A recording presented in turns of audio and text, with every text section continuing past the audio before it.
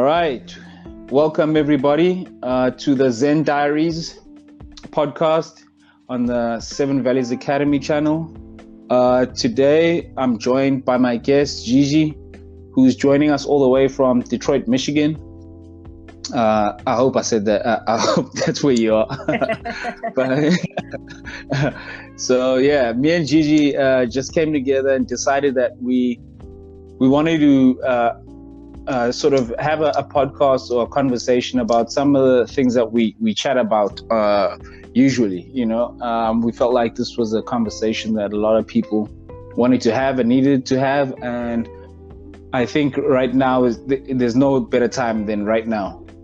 Absolutely, especially in the time of the pandemic, it feels like everybody is hopping on a podcast, so let's capitalize. Yeah. Why not? Okay, yeah. So we wanted to discuss a few topics, but the first we decided to break it up.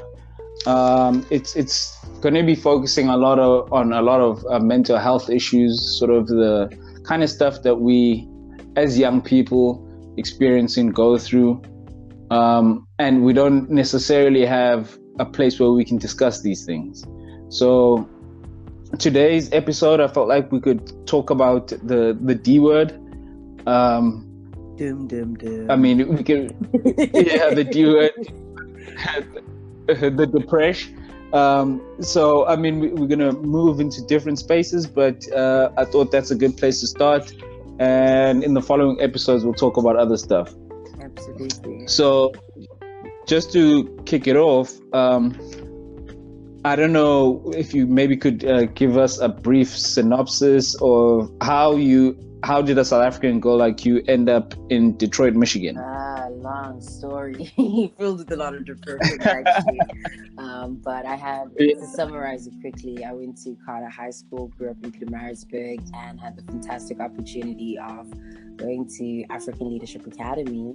And then from there, I was recruited to come to Michigan State University, which is based in Michigan. And this May, I just completed my undergraduate degree in finance and user design. So congrats to me.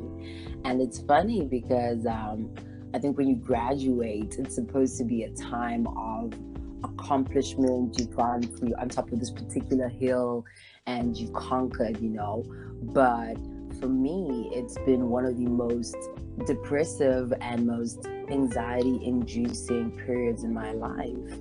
And that's because when you go through when you go through college and university, you kind of got all these grand plans, and you're like, okay, I'm going to finish, I'm going to lock this job in, and I'm going to secure opportunities. The next page for you is, of course, a job and getting into the real world.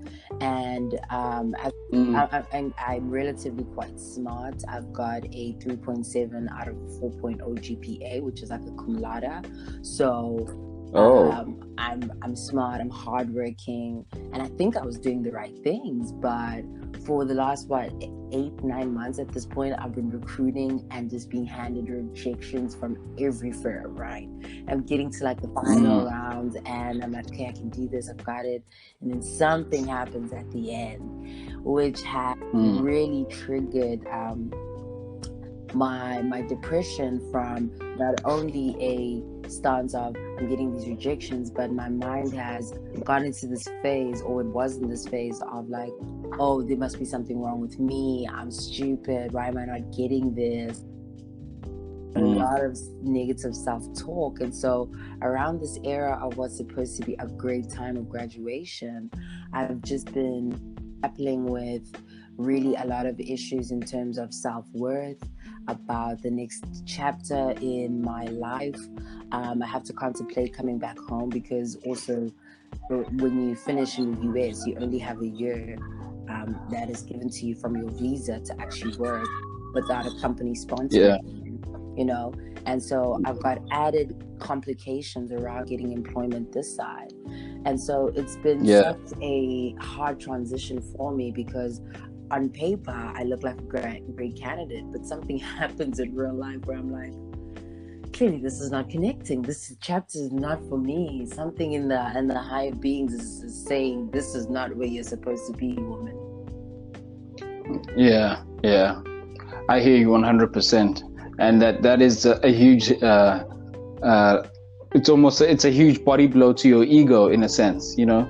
It is, right? Because you have two dimensions of who you think you are. Like, I think I'm a heartbreak. My ego is like, no, we should get this. Yes, and it should be easy, like everything else that comes easy. You know, for as much as I've wanted things growing up, I've gotten there. I'm like, this door is harder to knock down, guys. What's going on? Yeah, and that is the hardest or the biggest slap in the face. You know, when you've gone through your entire almost adolescent and young adult life, and even your childhood, where everything came naturally, the academics came naturally, the opportunities almost appeared, and then all of a sudden you enter into the big bad world, and things don't play out as you had always imagined. Absolutely. And that is a big, and that's a huge gut check to the ego. It is, right? Because, okay. It is. And for me, just getting into this depression story, it got so bad that, of course, you know, your first signs of depression are you withdraw and you start to move away from the things that you like. I was feeling it from just of course, I'm forced to now withdraw because I'm isolated in the US. Our school was evacuated. My friends left.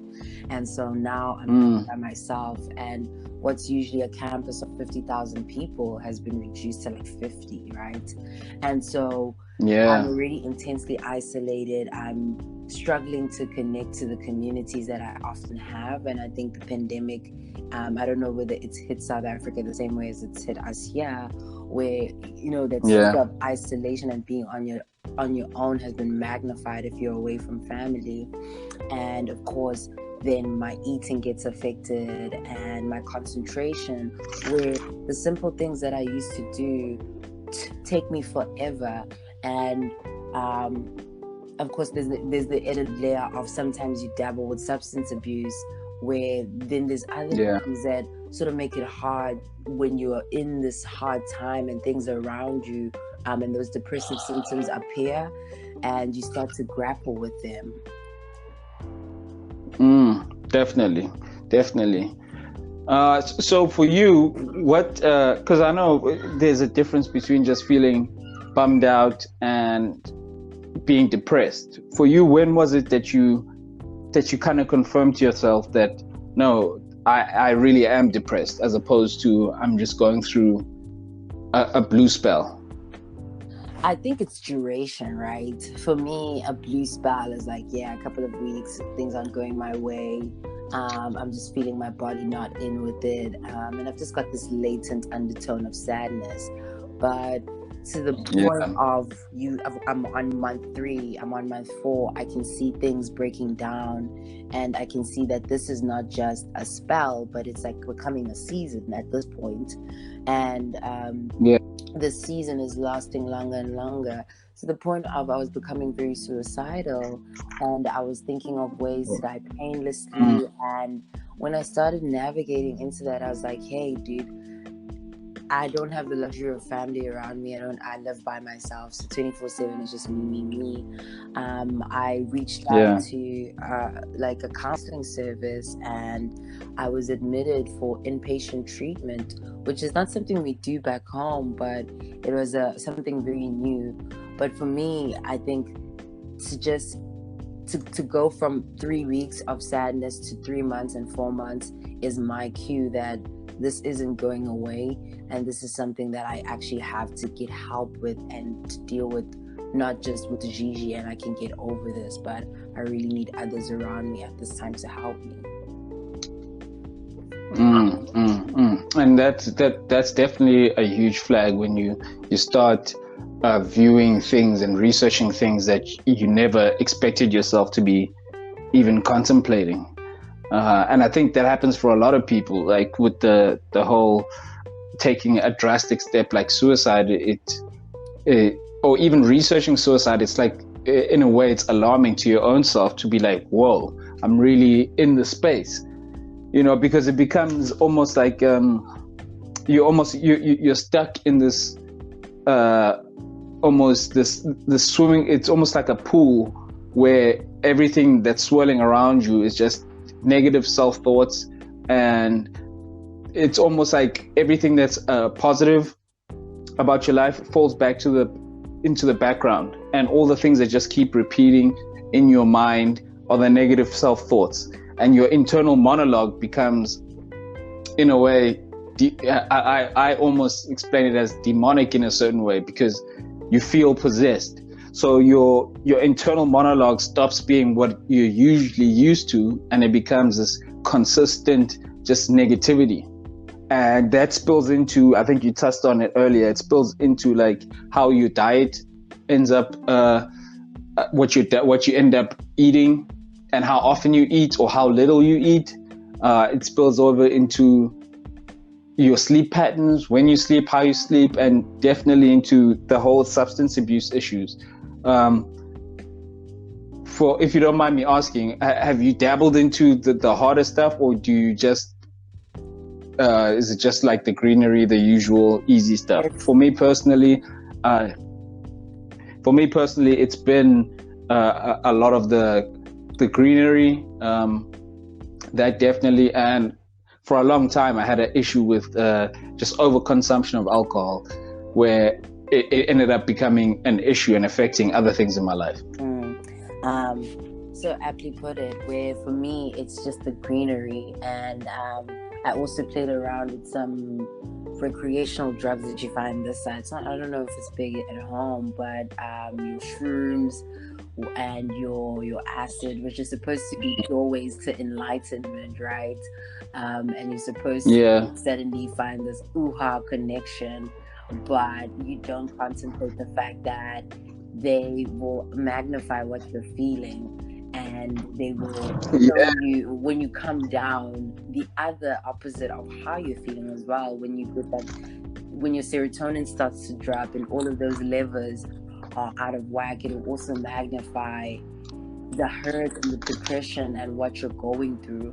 And so for me, it was the greenery, but I think for me, when it comes to substance abuse, it's when you start to consume more than you usually do. Because I'm not opposed to like weed, and I'm not opposed to marijuana use, but when from a joint a day to 5, 6, I'm like, okay, there's clearly something we're trying to compensate and trying to close off.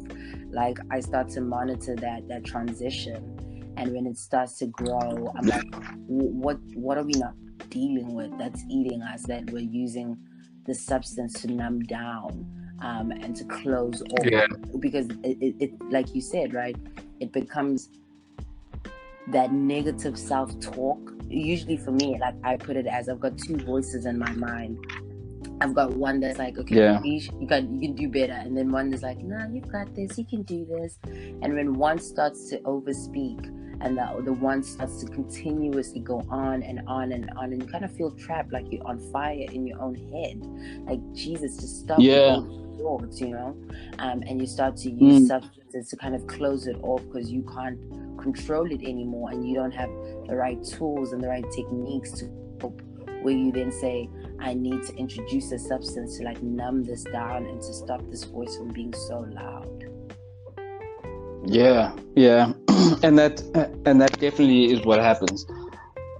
We self-medicate, and those things, it seems normal because it's so readily available, and there's so many ways to do that, to escape feeling how you're actually feeling and going through that process of self-acceptance. Because I think for most of us, we go through our lives being told who we are and not actually being given the opportunity to discover who we are.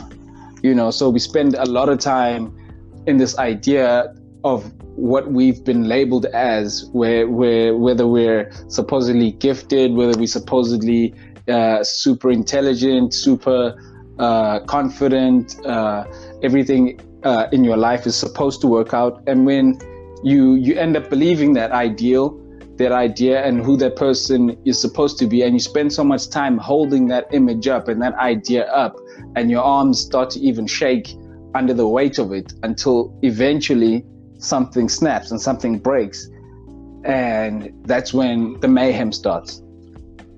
Absolutely. And it's like for me, it's a twofold, right? Because I'm speaking to you post this, and I'm feeling the positives that come with that breakdown. So, you know, in as much as the mayhem starts, right, it's also, I think it's life will always give you moments where you have to choose, and you either choose to surrender to what is, or you choose to die with the burden, right? Because at this point where I was being admitted to inpatient, I was a real choice. Do I make peace with what is right now? Do I accept it as it is? Do I get help? Or do I keep on holding on to this notion of, oh, I'm supposed to be this girl who's now working for McKinsey and supposed to be, you know, getting that 80,000 in USD.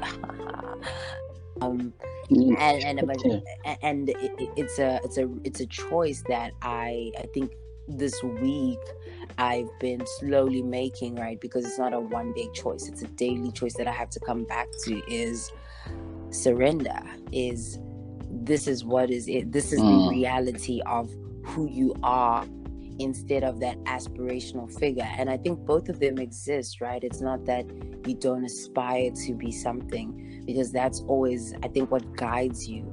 But there's a point where you have to accept what is now. And true acceptance for me is letting go of that notion of this is what is supposed to be, letting go of those ideals, and letting go of the eyes that I constantly feel are watching me, even though they're not around me physically. But in my mind, I'm like, oh, my friends are at Goldman Sachs, and they're at Twitter, and they're working with Facebook and Microsoft, you know.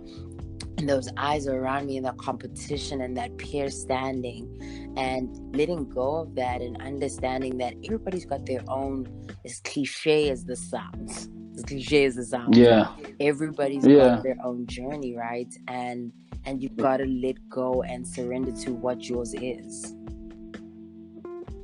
Definitely.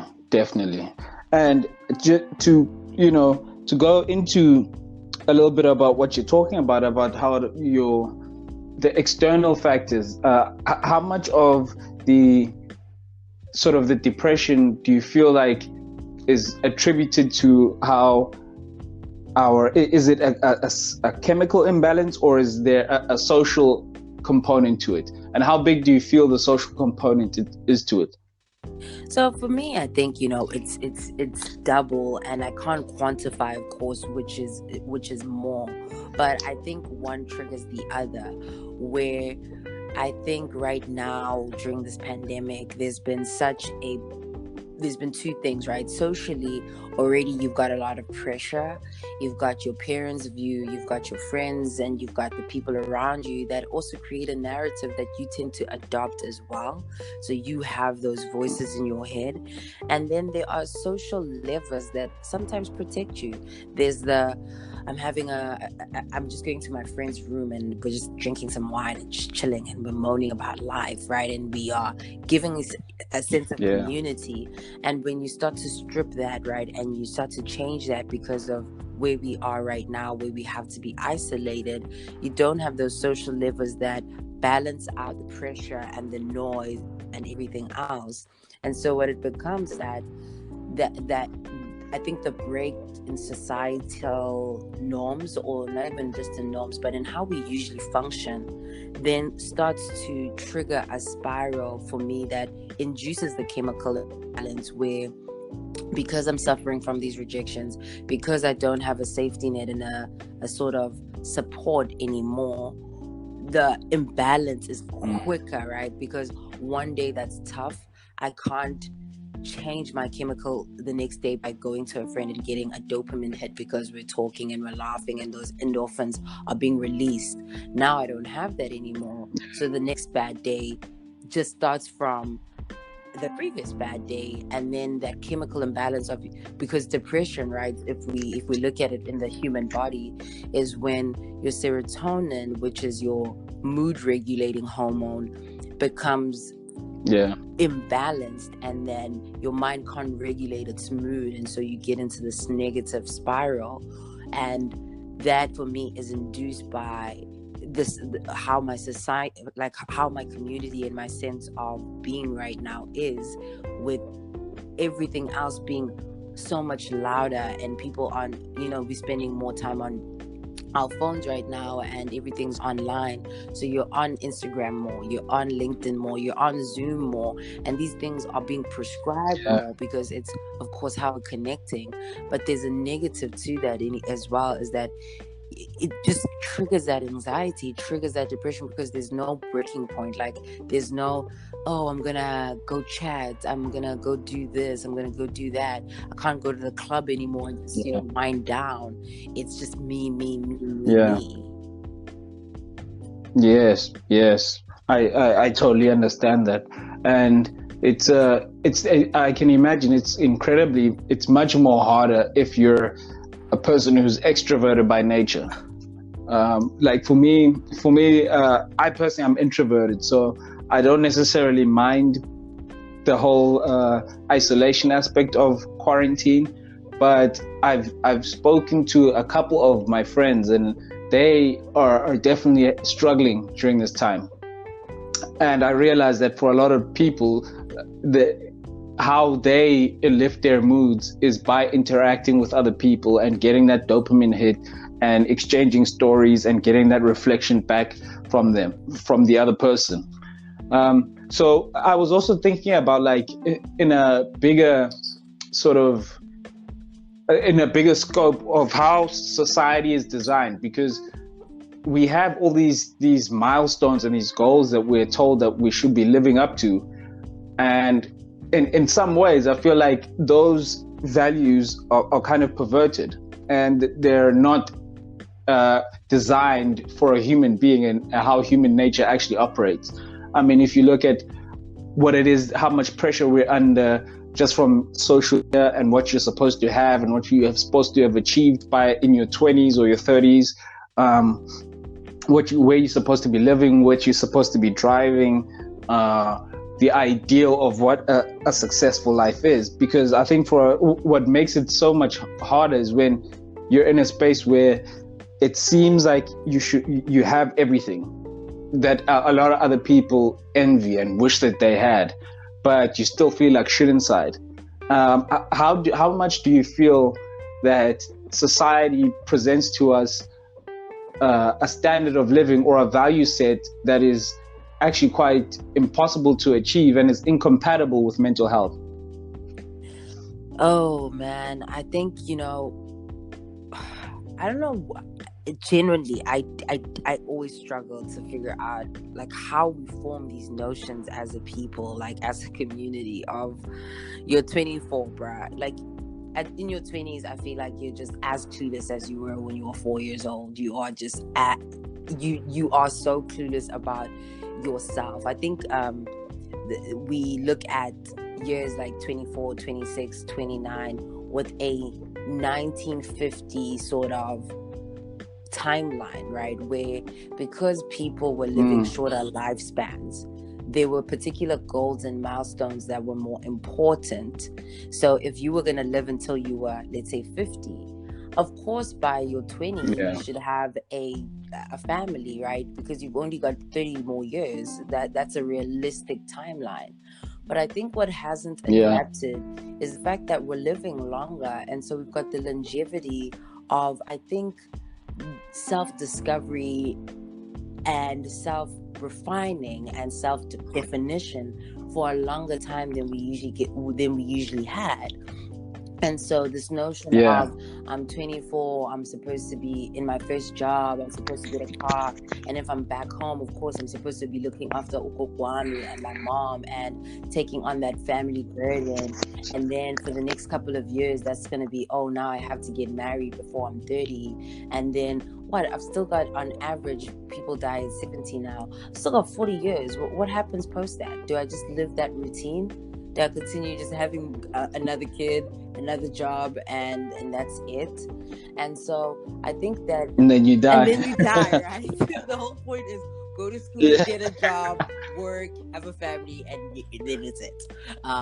But I think Yeah. what happens, and for me, what's been happening in my 20s is that when I was at home, right, I had my parents' definition of me, and they passed down and their learnings. But what happens in your 20s is that you are, for the first time, given the space to self-define, to interrogate, to actually get to know who the hell you are outside of what you were supposed to be. And you start to have to navigate that, right? And you hope that your parents have given you enough coping mechanisms to deal with the truth and to reconcile well. Yeah, and most of us are sorely lacking in that department, you know. Oh my God, I could go on with that whole coping mechanisms, man.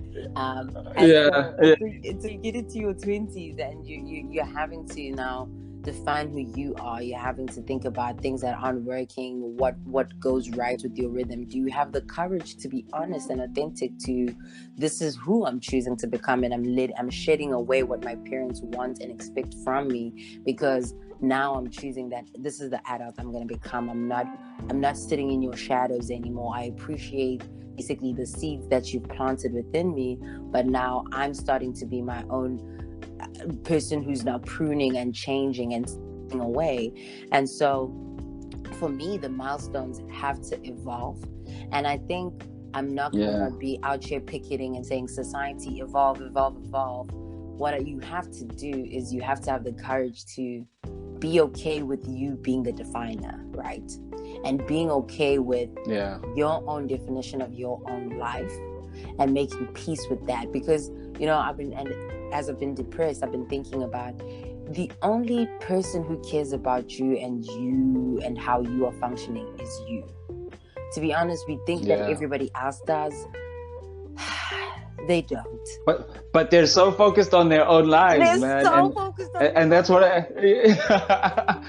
and that's one of the lies that depression tells you, is that everybody is talking about you and everybody's discussing you, and people are just so disappointed in you, and they're making fun of you and mocking you. And the truth of it is, how you're feeling, a lot of other people are feeling the same way, and they're preoccupied with their own thoughts and their own shit that's going on in their own lives. And if they do think about you, you're a flip.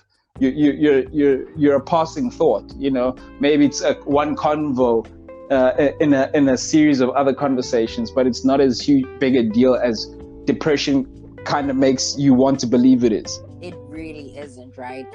You've gotta know the fact that, dude, nobody, it's not as, and this sounds flippant, of course, when I'm saying it right now, but it isn't as big as your mind is magnifying it to be. It really isn't. Exactly. It isn't that big. Your mind, like, people don't get the fact that, in fact, I'm even learning this, that your mind is like an organ. Your mind also malfunctions. Yes. Right?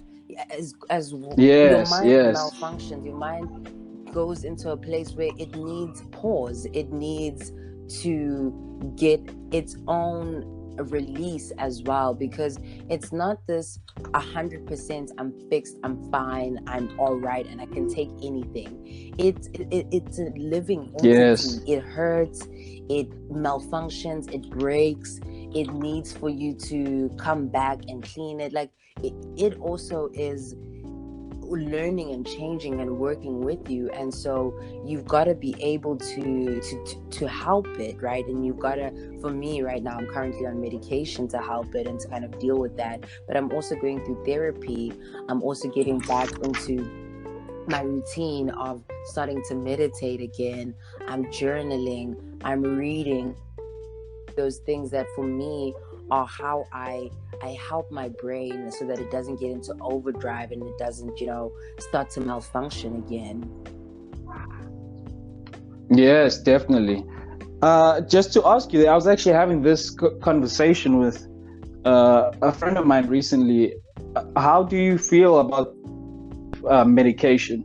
I know for me, I was very reluctant to explore the idea for a long but after having gone through a series of episodes, I realized that, almost staying away or shunning or telling myself that medication is a form of defeat, I eventually accepted the idea that without it, a lot of things go worse versus things getting better. So how do you feel about medication?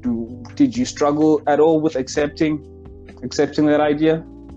So this is my second round of medication, and I definitely now know. But when I started, it was uphill, because I was just like, I'm supposed to be able to do this. Like, I'm supposed to be able to fix my mind. Like, what is this? I need medication for my own mind. Am I crazy? Like, am I losing it? What is happening? But it's funny because I never said that about a cold. Like, more puts you flu and you've got a stomach ache. The first thing you do is you take medication. You don't even think about it. You don't sit there and you go, listen, body, fix this. You've got to sort it out. You've got to, when you're dying of cancer, you don't go, listen, body, you go for radiation. You take the medication and you say, okay, my body needs help.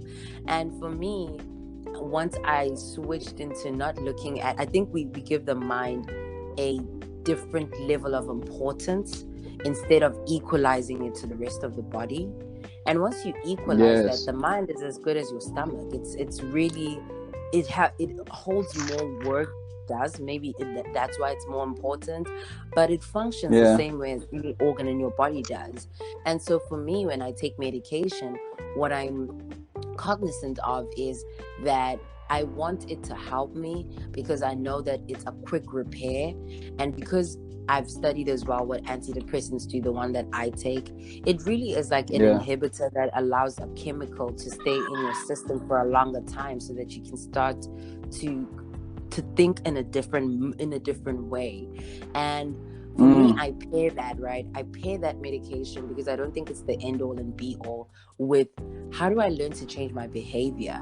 Because I do think that part of the depressive cycle is a lack of coping mechanisms. And so I've always had the luxury, thankfully, of going for therapy and starting to interrogate what's really triggering this. Is there a better way I can deal with what's going on? And so I add that to it, but I also recognize that not everybody can go to therapy, and I recognize that I don't want to be in therapy for the rest of my life, and I don't want to be in pills for the rest of my life. So I say to myself, okay, outside of the clinical help, what can I do for myself, right? Once I'm starting to feel better, and you only think like this once you're on medication, because when you're depressed and somebody tells you, go journal, you're like, what?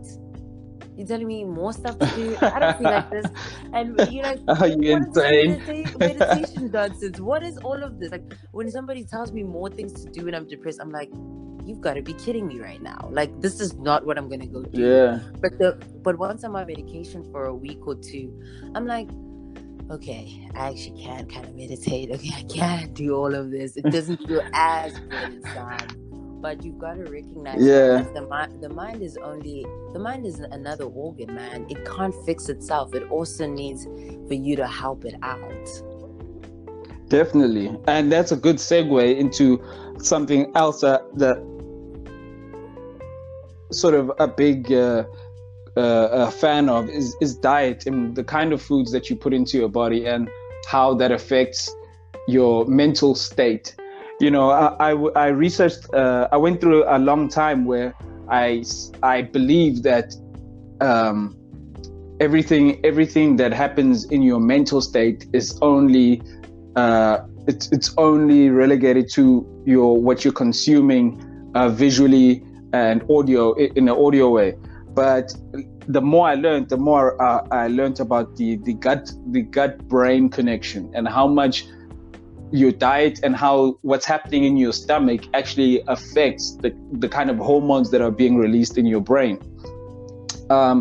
And how a really bad diet, a diet that's high in sugar, for instance, high in bad carbohydrates, high in the fatty foods that you find in fast food, all of that, it makes it incredibly hard for your brain to function in an optimal way and produce the correct kind of hormones. And when you look at the kind of diets that most of us are exposed to these days, they're jam-packed of the kind of stuff that makes you prone to depression. Say what? I knew that, but I didn't even connect it. Like that. This is news to me. Oh, really? But because and it's funny because my diet over the last 2 weeks has changed drastically. Like when I came back out of hospital, I threw away all my sweets, all my chips and stuff, and I was like, this is just disgusting. I don't want this in my life. I was like, because when I was depressed, I was eating so much sugar. I was like, I'm just craving this stuff. Yes. I just need what is going on. And since I've been back and on medication, like my and I think it's a chemical thing, right? Where because my hormones are getting balanced again, my body is no longer craving things. My body's like, oh, okay, I need more water. I need water. I'm craving a banana instead of just wanting to get junk in me. And I didn't even connect it until you're telling me now. I've seen it happen in my life, but I didn't know that it's that impactful. Oh yes, definitely, in a major way. And I'm sure you can we can even draw parallels to because what's actually happening is that the sugar gives your brain a dopamine hit, but it's a short lasting dopamine hit. And when it goes away, which it does, it's a bit like crack, it goes away very quickly, and then your brain is obviously now in a distressed mode where it's looking for the next hit. And dopamine is another big deal. How do you feel? I don't know if you've experienced this, but for me, I know that things like the internet is a big trigger for depressive episodes. Things like, because dopamine hits are easy to access now. So like social media posts, the likes you get, looking at Instagram feeds, looking at pornography, that's a big one for a lot of people. And I always used to think that was more something that affected guys only, but I know I've seen online and I've seen on forum and message boards like that there's also a lot of women who suffer or who battle with that whole the ease of accessing those kind of dopamine hits, whether it's Instagram, whether it's porn, whether it's social interactions that are kind of frivolous in nature that you get online. So I know that that's one big issue, and how easy it is I even find it like so shocking, or that young people now, when you're 10 years old and you already have a smartphone, it's so easy for you to access all these dopamine hits and these dopamine stimuluses that are just going to warp your brain so much that it's going to be nothing in reality can ever match up to the kind of dopamine hits that are so easily accessible online. I don't know if you. Yeah, no, I'm just gonna chime in and just say, dude, I don't know if you've noticed, but over the last 2 weeks, I haven't been on Instagram. I deleted my Instagram for a little while. I was taking an Instagram diet. Been just using Twitter. I did the same. I use Twitter because I use it as, a news feed, and I actually now have a open window for Twitter as well. I've got a bad habit of sitting on my bed, and before I sleep, of just scrolling. And I'm like, dude, you know that the last images in my mind of death, destruction, and everything bad happening in the world. And so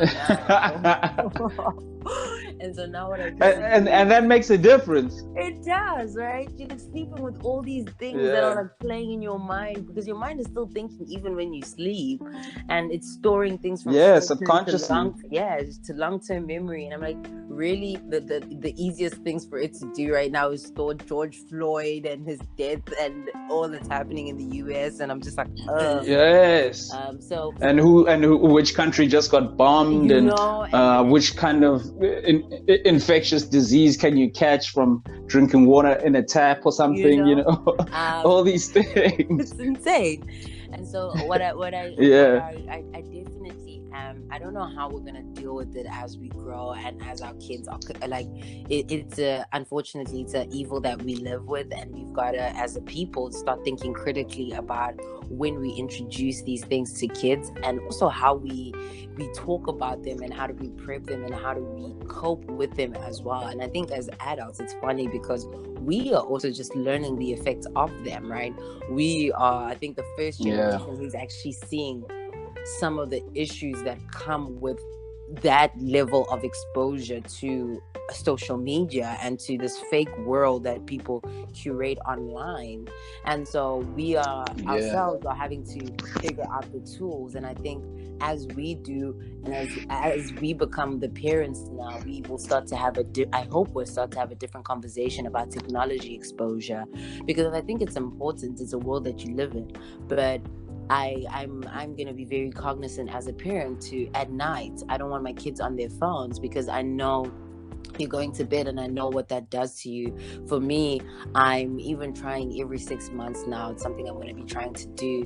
It's just to go a week without any media consumption, like no laptop, no cell phone, no nothing. Pick up a book, read, do something like that.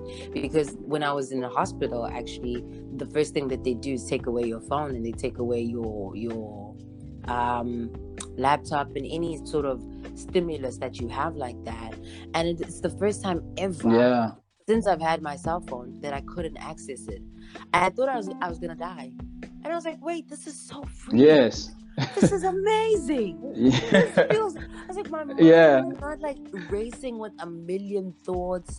It's not pinging and getting notified and moving from here, and 2 seconds it's there, and now I need to reply to this text. It just felt like for the and first it's an email that you got to respond to, and it's a I was like, those are the worst. When you get that email that you didn't want to get, yes.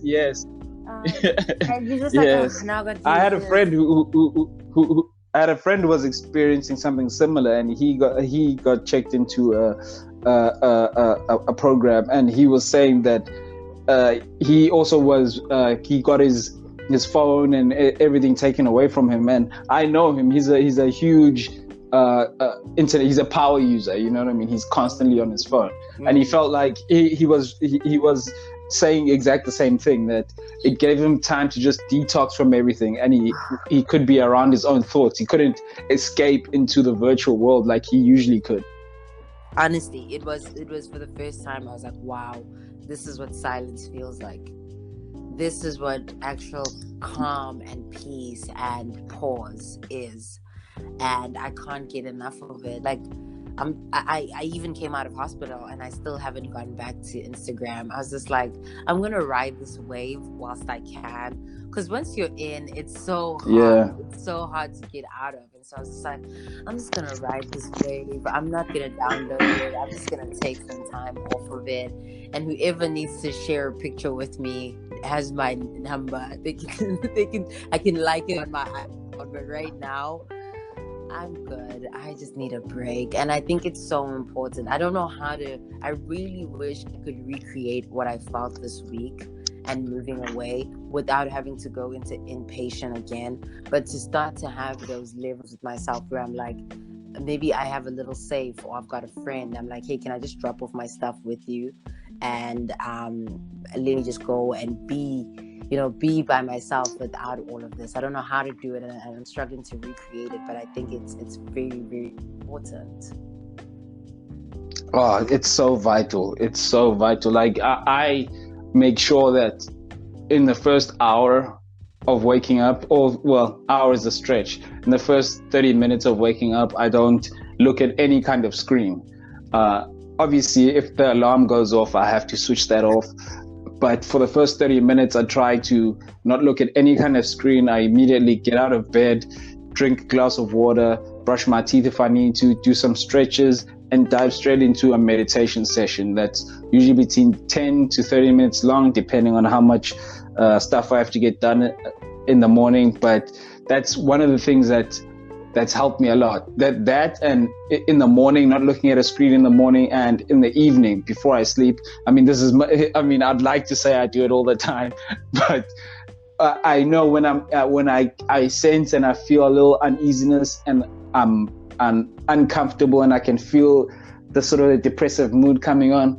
I make it a point that before I sleep, I don't look at any kind of screen. I'd rather just lie in bed until I fall asleep, as opposed to watching a series or looking at my phone or social media until I fall asleep. And I find that helps so much, because you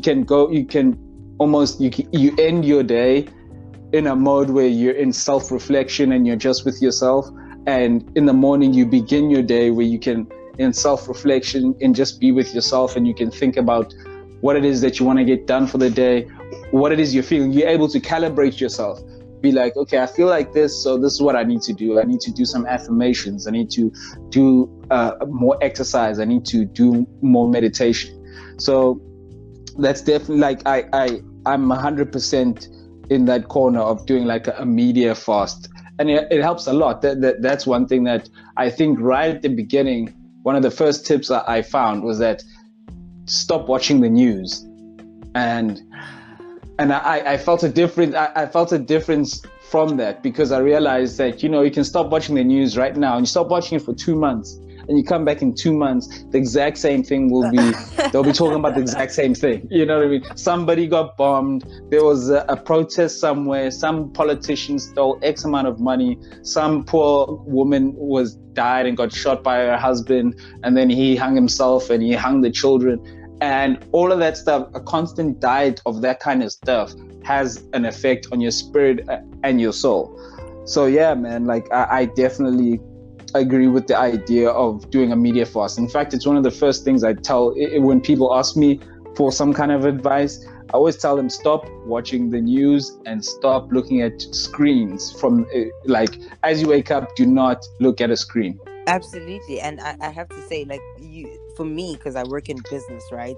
I don't have the longevity of taking 2 months of not watching the news, because it affects business behavior. Yeah. But what I do is I have time windows where I'm like, okay, at 12 to about 6 p.m. I can consume media, I can do stuff like that. But that's the open window. Beyond that, I don't need it, right? Or I can say to myself, okay, at X time, or for this hour, I'm literally just looking up what's been happening, getting clued up on what's happening in the world. It's really relevant, what isn't. This is just, okay, something I don't really care about. Like, let's focus on what we need to find. And then saying to myself, okay, now I don't need it, because you can go clear without it, but you can also just limit its exposure. I think, they always say too much of a good thing or too much of one thing then starts to erode. And I think that's what we find, is that we're overly stimulated. It's like constant parade of this, and it's a series. It's news, it's Twitter, it's Instagram, it's Facebook, it's this protest. It's just so much where you definitely need to have a level of, this is it. Beyond this, I need my own space and I need my own time. Yeah, definitely, 100%. One last thing I just wanted to ask you about, and we can chat about it, is sort of family and friends. Did you feel that you were able to communicate how you're feeling, like the whole depressive episode? Was there anyone you found it was easier to turn to, or did you feel like it was easier to go to a professional, or did you get the most comfort from going to a professional as opposed to family and friends? Because I dealt with depression already, like as a teenager, my family is aware of it. At first, they were like, what the hell is going on? This what, you're sad all the time? Like, yeah, girl, just get it together. Like, everybody just had this face of confusion. And for me, I'm lucky that I've got a mom who's very introspective, and my mom had dealt with depression as a kid, and it was undiagnosed for a long time. So when she saw these symptoms in me, she was like, hey, no, we're getting you help. This is not a choice. My school had already red flagged it because all my grades were dropping. I went from like an A student to getting C's. Like, it was the first time I got a C, and I was just like, what the hell is happening? Like, everybody was shocked around me, Yes. you know. And so my mom was like, no, let's get you into therapy. Let's get you into like, let's get some medication for you. She was really active in getting me help. And so, because she was my mom, like, not a lot of people gave her a hard time in the family, right? It was like, there's only one person who has the final say. But I think a lot of times our culture it tends to look at, like we were talking about, the mind being supernatural, and it's not supposed to get sick. And when something's wrong mentally, we go, I will uzobaraiti, you know, we just like so flippant about it, like, you know. What do you have to be depressed about? You got food on your plate, you got clothes, you got DSTV, you got Wi-Fi, you got everything you need. You know? Like, you're in America, girl. Why? Like, what is that? First world problems. You're like, it's still a problem. There's no degree. You don't compare pain. You feel it at the same level. Whether you're rich, you still commit suicide. You got people who are millionaires and are still killing themselves, because pain is pain, irrespective of how much money you've got in the bank or how much stuff you've got around you. It's not about that. It's about what's going on inside. And so for me, this time, to be honest, I didn't reach out to my family. I didn't think they'd be very useful because I was so far away from them. I'm in South Africa. Like, I mean, they're in South Africa. What are they going to do? She can't just suddenly fly over and get me help. But also, I was comfortable with getting myself help because I had seen it before.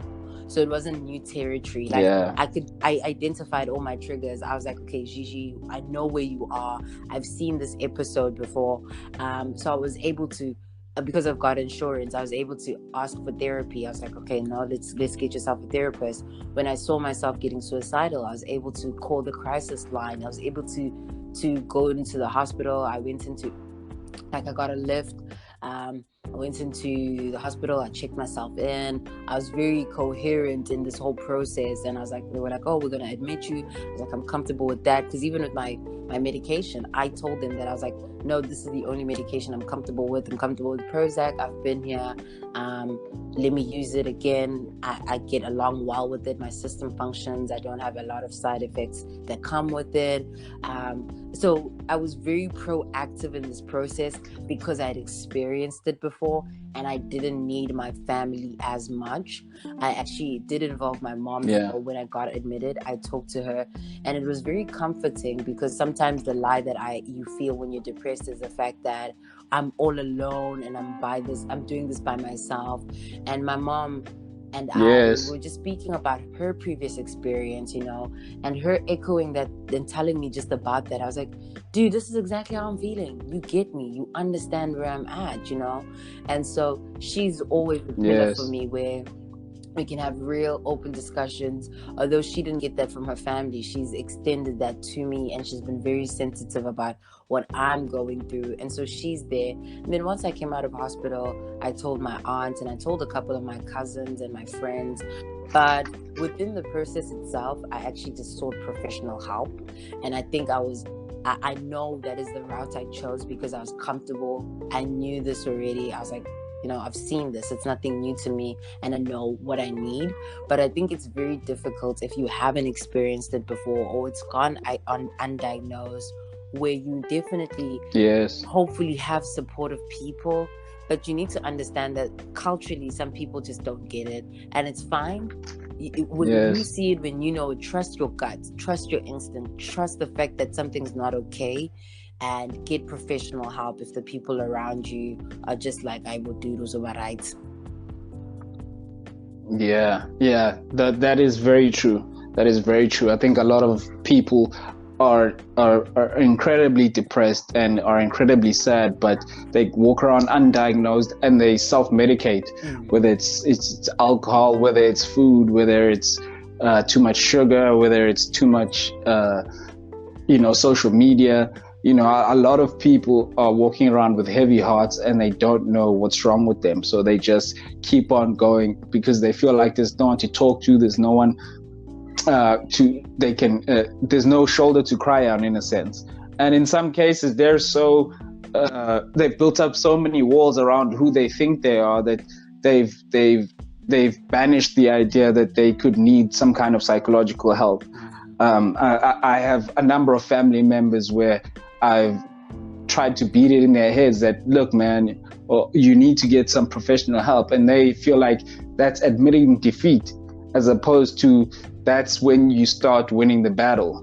That's when you start fighting fire with fire, as opposed to trying to just wish the bad thoughts away, which is always the worst way to go, because it manifests in other ways, whether you're drinking too much, you're having too much sex, you're watching too much media, you're consuming too much food. All those things are a result of an imbalance, a spiritual imbalance, chemical imbalance, whatever you want to call it, but there's an imbalance there. You've always let me look at the time right now. Yeah, you've always got to trust the fact that you know yourself. You know when things aren't okay. Even when you aren't getting the support, trust that gut feel. Seek out the help online. Speak to people that you feel comfortable with. Look for natural ways if you can't. I know, like, medicine and therapy is a luxury. If you can't do those things like in a clinical way, look up things that can help you online, that can help you naturally. You can definitely you can fix the imbalance using natural methods, like you said, changing your diet, and doing things like that. But it's important, I think, as we're closing this off, to just emphasize the fact that this is not imaginary. It's not just you are not alone. A lot of people deal with this, and it's okay to ask for help, and it's okay to acknowledge it. You're not Yes. You are just another human navigating this world we're living in. Definitely. I couldn't have said it better. So to anybody listening to this, if you feel like you're going through some kind of depressive episode, or you've been dealing with it for a long time, I urge you to check out sadag.org, sadag.org. That's the South African Depression and Anxiety Group. Check that out online. And for us, me and Gigi here, we're going to wrap this up. Can I urge anybody that's listening to follow the Seven Valleys Academy page on Instagram or on Facebook, where we will be discussing and engaging more with anybody who wants to. Check us out online there, and can't wait to see you for the next one. I think the next episode we can tackle things like guilt and inner peace, self-acceptance, and resilience. I think we have a lot to talk about in the next episode. Absolutely. This was a lot of fun. If people want to connect with me and continue the conversation, I'll be back on Instagram eventually, and on Facebook it's that's Gigi or Gigi_Africa. But they'll definitely find me, and I'm always open to just have conversations. Yeah, awesome. This was a lot of fun, Gigi. I can't wait to speak to you again. Take care, PK. And I'm looking forward to hearing this and to connecting with people. I hope it helps. All right, sure. Definitely. Awesome.